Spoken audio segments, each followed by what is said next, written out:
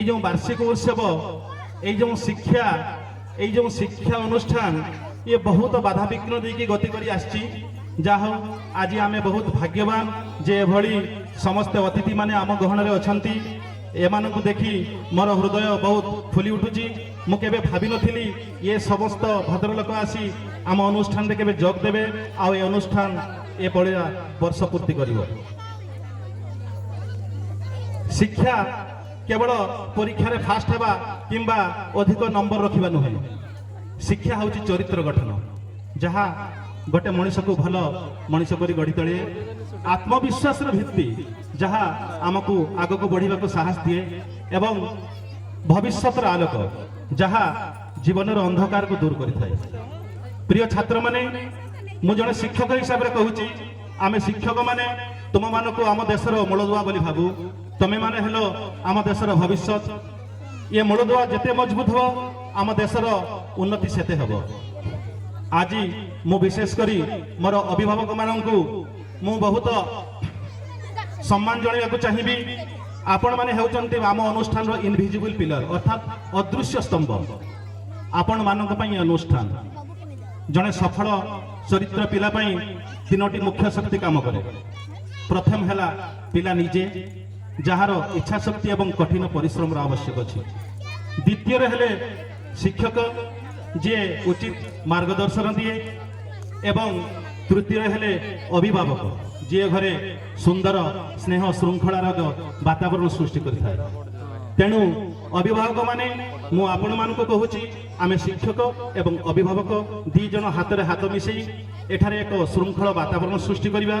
तेणु आपण मानकर साहाय्य एवं आपण मानकर विश्वासी आमको आहरी आगको गढ़ी तलिया पई ए पिला माननको साहस जगाइबो।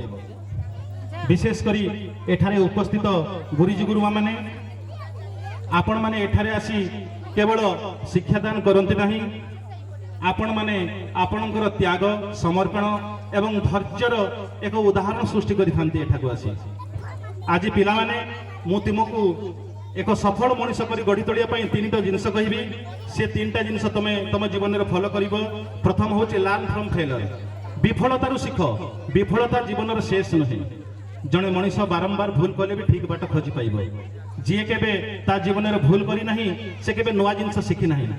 तेणु डर नहीं चेष्टा कर पुणी सब किछि ठीक हे जिवो। द्वितीय रे हला क्वेश्चन एवरीथिंग। तमे माने समस्त प्रश्न पचार। तमे प्रश्न पचारिबाकू केबे डर नहीं। तमर शिक्षक तमर अभिभावक को केबे प्रश्न पचारिबाकू डर नहीं। काहे कि ना तुमर प्रत्येक प्रश्न भितर लुचि रहिछि तमर आगामी भविष्य एवं भविष्यत रो उत्तर। तेणु तमे माने सब प्रश्न पचार। आउ शेष रे होछि बी काइंड एंड हेल्पफुल। तमे सब बेले दयालु हो। पिला माने तमे केते गुणी हेलो तुमे केते शिक्षित हेलो तमे केते ज्ञान हेलो ताहा मुख्य नुहे। केते भलो मनुष्यटिए हेलो ताहा ही मुख्य। तेणु तुमे सब बेले अन्यर सहाय्य कर। जेते बेले क्लास रे तुमर सांगर आवश्यकता समय ता सहित ठिया हुओ। गरीब लोकंकर दुखी कर। शेष रे तुमर दयालु हृदय ही ए दुनिया को बदलाई पारिबो। तुमर शिक्षा नुहे तुमर दयालु हृदय ए दुनिया को बदलाई पारिबो। तेणु भलो मनुष्यटिए हुओ। आज बेसी किछि कहि मु टाइम नेबी नहीं। विशेष करी आज जो माने पुरस्कार पाइबे से माननकु मोर अशेष शुभेच्छा। किंतु पिला माने ये जो आज सफलता ये गोटे कार्यर सफलता मात्र। ये जीवन सब कार्यर सफलता नुहे। जो माने आज एठारे प्राइज पाइबे नहीं से माननकु मध्य मोर अशेष शुभेच्छा। मो पई समस्ते समान। तेणु समस्तंकु मोर अशेष अशेष धन्यवाद। मु आज विशेष करी अभिभावक माननकु एवं एठारे उपस्थित समस्त भद्रलोक माननकु एवं मोर कुली कुली पिला माननकु मु कहिबाकु चाहूची तमे पाठरे मन दियो। भलो मनीष हुओ। भलो अनुष्ठान रे पाठ पढछ। तेणु तमर किछि असुविधा हेबो नहीं।